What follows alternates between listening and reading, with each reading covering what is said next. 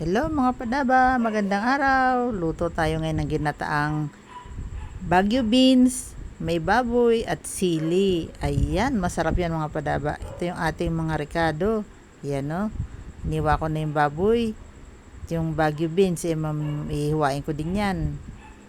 Ayan, bawang sibuyas. Gisa na tayo. Bawang una. Unahin natin lagi ang bawang para ang bango kasi niyan oh, 'di ba? Nangingibabaw yung bango niyan eh. Pisa-pisain natin. Lagay tayo ng asin, konti lang muna para wag sumobra. Madali naman mag-adjust eh pagka kulang pa yung alat. Lagay natin muna yung mga parting mataba-taba. Sama natin sa gisa ng bawang para medyo malusaw-lusaw muna yung mantika niya. Yan. O, di ba? Ang sarap, ang bango-bango. Gisa pa lang, ang bango-bango na kaagad. O, ayan. O.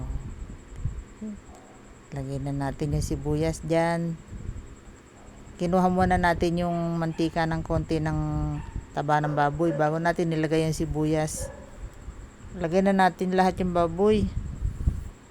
Ayan. Ang sarap niyan mga padaba. Parang ano yan eh.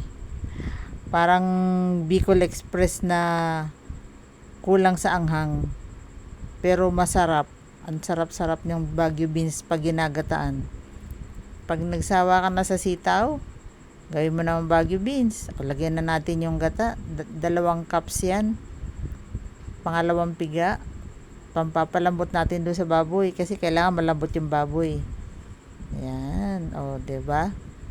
O, yan. Palambutin natin siya 30 minutes, hintayin natin lumambot. Oh. Okay na, malambot na siya after 30 minutes. Lagay na natin yung Baguio beans na masarap. Magugulat ka sa lasa niyan kasi ang sarap niya talaga. In fairness naman sa sitaw, pero masarap talaga yung Baguio beans. Ang linamnam, ibang klase pagka niluto mo siya sa gata.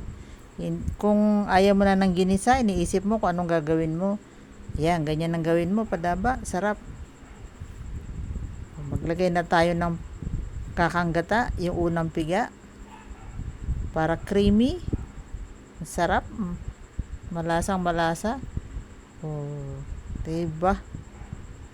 Kasi luto na yung ating baboy, malambot na. Palalambutin natin din lulutuin din natin yung Baguio beans. Mga 10 minutes lang. Sakto lang dun sa gata para maluto din ng maayos yung gata.